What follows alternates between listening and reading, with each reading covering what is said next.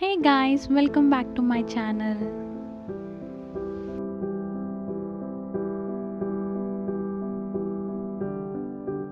Hi అండి, అందరూ ఎలా ఉన్నారు? ఈరోజు వీడియోలో ఈస్ట్ గోదావరి డిస్టిక్ పిఠాపురంలో శ్రీ కుకుటేశ్వర స్వామి టెంపుల్ని చూద్దాం. ఈ టెంపుల్ కాకినాడకి 15 కిలోమీటర్స్ దూరంలో అండ్ సామర్లకోటకి 13 కిలోమీటర్స్ దూరంలో పిఠాపురం అనే విలేజ్లో ఉంది. అండ్ ఈ గుడిలోకి ఎంటర్ అవ్వగానే ఎదురుగా శివుని విగ్రహం కనిపిస్తుంది.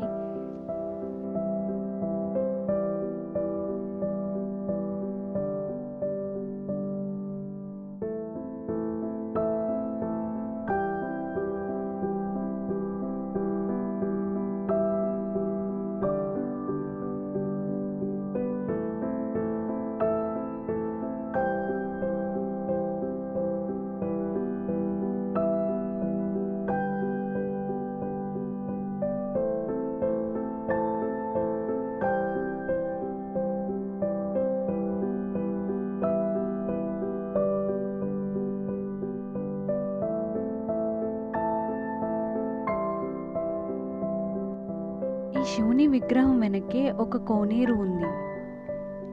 వచ్చిన వారంతా ఇక్కడే స్నానం చేస్తారు. కానీ ఇప్పుడు కరోనా టైం వల్ల ఇందులోని వాటర్ తీసేశారు.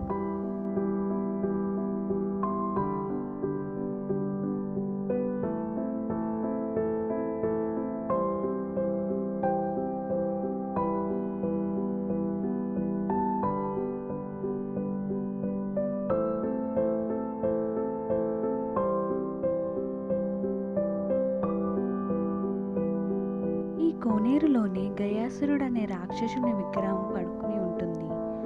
ఆయన పైన యాగం చేస్తూ బ్రహ్మ, విష్ణు, మహేశ్వరులు ఉంటారు.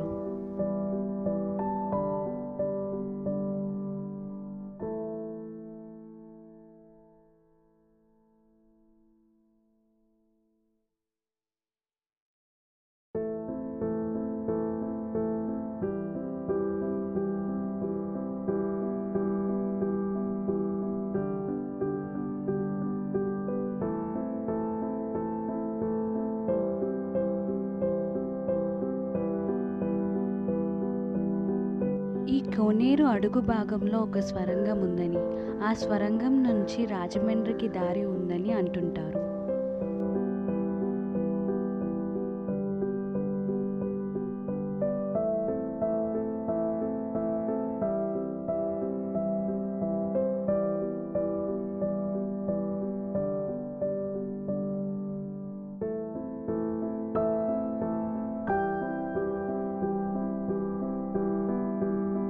ఈ ద్వారం నుంచి గుడి లోపలికి వెళ్ళాలి.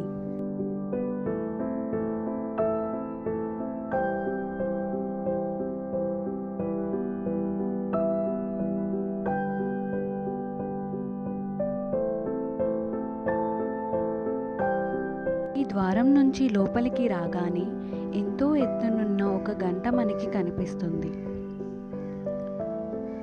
ఇంకా 4 వైపులా 4 స్తంభాలు మనకి కనిపిస్తాయి.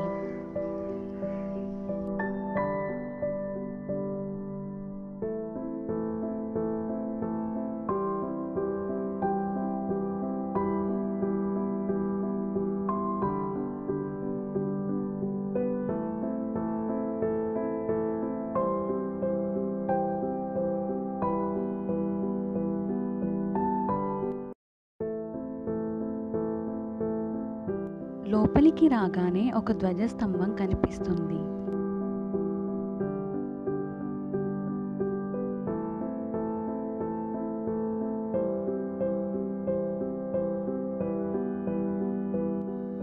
గుడిలోని దేవుని విగ్రహాలు మీకు నేను చూపించలేను కాబట్టి ఇక్కడ ఏ విగ్రహాలు ఉన్నాయో మీకు నేను చెప్తాను.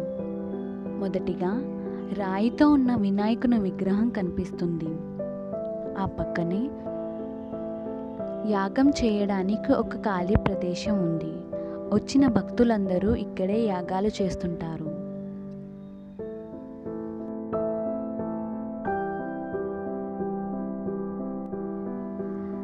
యాగం చేసే ఖాళీ ప్రదేశం పక్కనే స్వయంభూ దత్తాత్రేయ స్వామి విగ్రహం ఉంటుంది.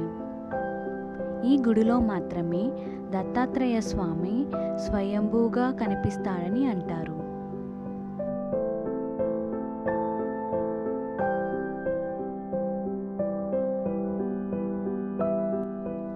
దత్తాత్రేయుని గుడి వెనుక భాగంలో సాయిబాబా గుడి కనిపిస్తుంది.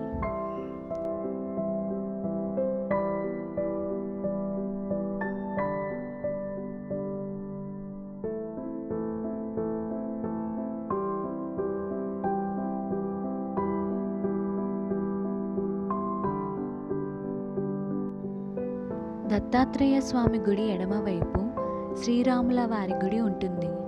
సీతారాముల విగ్రహం ఇక్కడ కనిపిస్తుంది.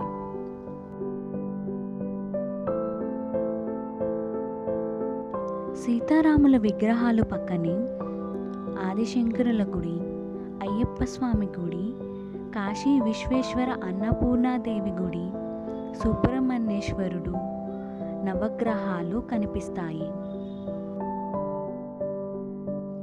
సుబ్రహ్మణ్యుని గుడి పక్కన దుర్గాదేవి గుడి ఉంటుంది.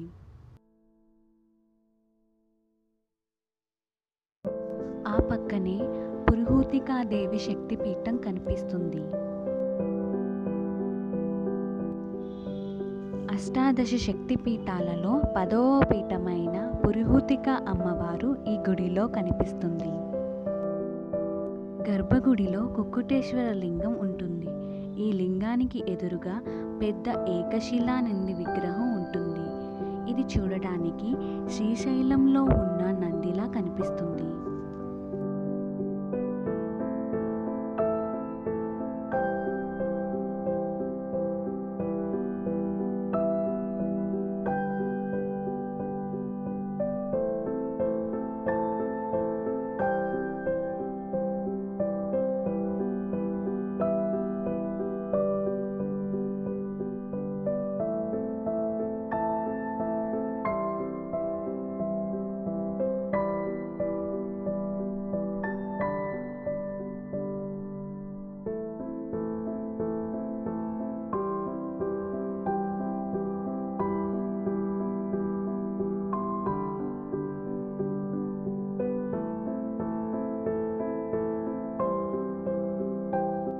గుడి వెనుక భాగంలో సాయిబాబా గుడి పక్కన అన్నదాన భవనం ఉంది.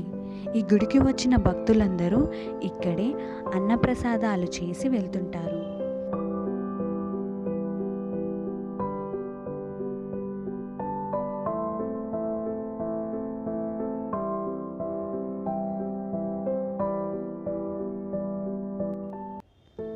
సాయిబాబా గుడి ఎదురుగా శ్రీ సరస్వతీదేవి గుడి ఉంది.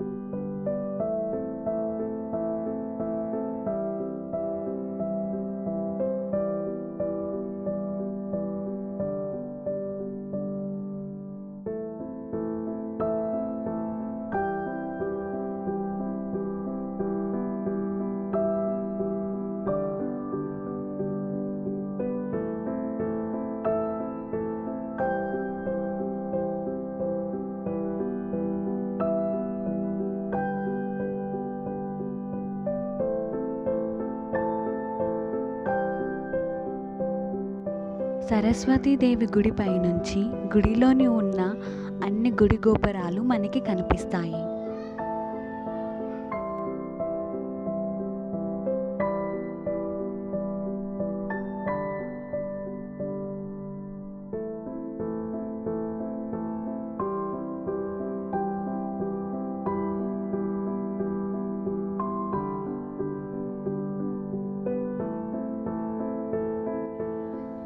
ఇక్కడ చిన్నపిల్లలకి అక్షరాభ్యాసం కూడా చేయించుకుంటారు.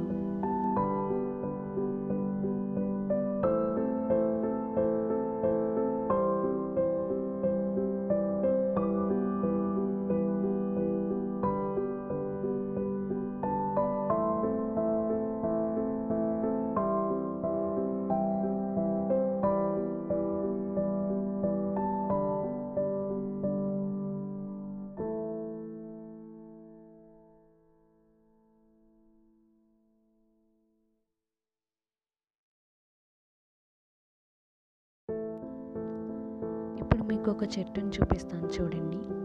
ఇది మారేడు చెట్టు. ఈ చెట్టు స్పెషాలిటీ ఏంటంటే 3 ఆకులు కలిసి ఉంటాయి. ఈ చెట్టు ఆకులు శివునికి పెడితే చాలా మంచిది అంటారు.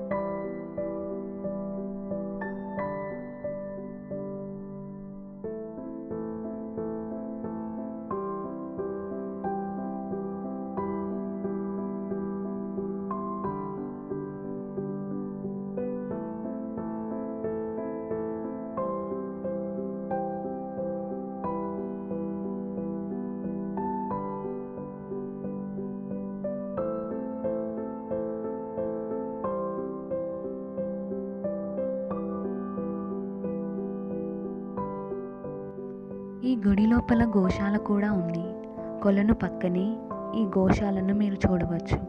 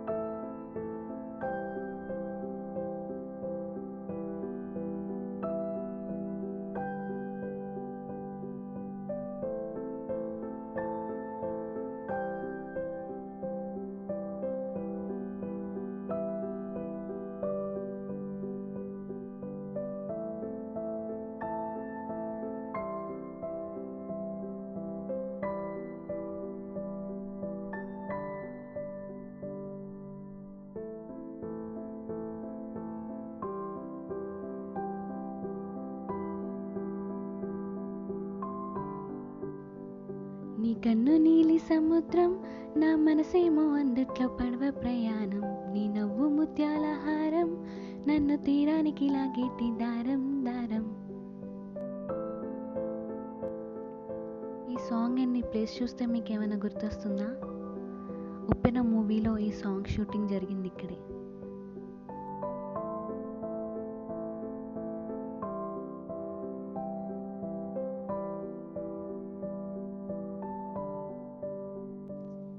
ఈయనే గయాసురుడు. ఈయన వెనక ఉన్న కథను మీకు ఇప్పుడు చెప్తాను, వినండి. గయాసురుడు కావడానికి రాక్షసుడే అయిన మహాభక్తుడు. ఆయన రాక్షసులకు రాజు. వేలాది సంవత్సరాలు మహావిష్ణువుని ప్రసన్నం చేసేందుకు చాలా గొప్ప తపస్సు చేశారు. తాను చేసిన అద్భుతమైన తపస్సుకు ప్రసన్నుడై మహావిష్ణువు వరం కోరుకోమనగా తన శరీరం అంతా పరమ పావనమైన తీర్థస్థలాల కన్నా పవిత్రమైనదిగా ఉండేలాగా వరం కావాలని కోరుకున్నాడు. విష్ణువు ఆ కోరికను నెరవేర్చగా గయాసురుని శరీరం పరమ పావనమైపోయింది. అంతేకాక ఆయన చేసిన గొప్ప యాగాలు పుణ్యకార్యాలు వల్ల నేరుగా ఇంద్రుని పదవి లభించింది. అప్పటి వరకు స్వర్గాధిపతిగా ఉన్న ఇంద్రుడు పదవిభ్రష్టుడయ్యాడు. పదవిని కోల్పోయిన ఇంద్రుడు కూడా ఘోరమైన తపస్సు చేసి బ్రహ్మదేవుణ్ణి ప్రసన్నం చేసుకున్నాడు. అప్పుడు బ్రహ్మ ఓ గొప్ప యాగాన్ని తలపెట్టానని, దానికి తగ్గ పరమ పవిత్రమైన స్థలాన్ని చూపించమని గయాసురుని కోరారు. గయాసురుడు చాలా భారీకాయుడు. 576 మైళ్ళ పొడవు, 268 మైళ్ళ నడుము చుట్టుకొలత కలిగి అతికాయుడు కాబట్టి పవిత్రము విశాలము అయిన తన తలపైన యజ్ఞం చేసుకోమని అనుమతించారు. కానీ బ్రహ్మ విష్ణు మహేశ్వరులు ఒక షరతును పెట్టారు. వాళ్ళు యాగం చేస్తున్నంతసేపు గయాసురుడు కదలకుండా అలానే పడుకుని ఉండాలని షరతు పెట్టారు. యాగం చేస్తుండగా శివుడు కుక్కుట రూపంలో అంటే కోడిపుంజుగా వచ్చి కూయడం వల్ల నిజంగా తెల్లవారిందేమోనని భ్రమించి గయాసురుడు కదలడం వల్ల యాగం అర్ధాంతరంగా ఆగిపోయింది. ముందుగానే నిర్ణయించిన దాని ప్రకారంగా గయాసురుణ్ణి 3 భాగాలుగా చేసి పాదాలను పిఠాపురంలో ఈ గుడి యొక్క స్థలంలో పడినట్టు తెలుస్తుంది. కాబట్టి ఈ గుడిని పాదగయ అని కూడా పిలుస్తుంటారు. ఈ పుష్పాన్ని మీరు ఎప్పుడైనా చూసారా? దీన్ని నాగమల్లి పుష్పం లేక శివలింగ పుష్పం అని కూడా అంటారు.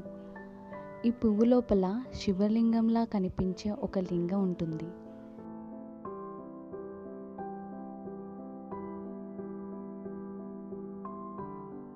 ఈ శివలింగం పైనే పాము సర్పం ఇప్పినట్టుగా శివలింగం పైన ఉంటుంది.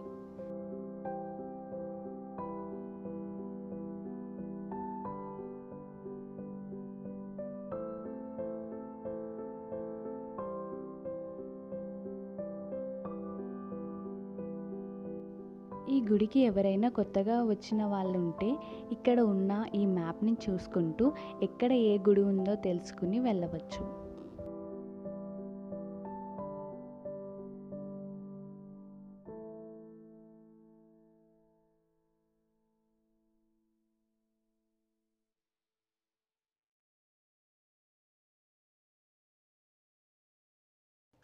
చూశారు కదండి వీడియోని. ఈసారి ఎప్పుడైనా పిఠాపురం వస్తే శ్రీ కుకుటేశ్వర స్వామి వారి టెంపుల్కి వెళ్ళడం మర్చిపోకండి.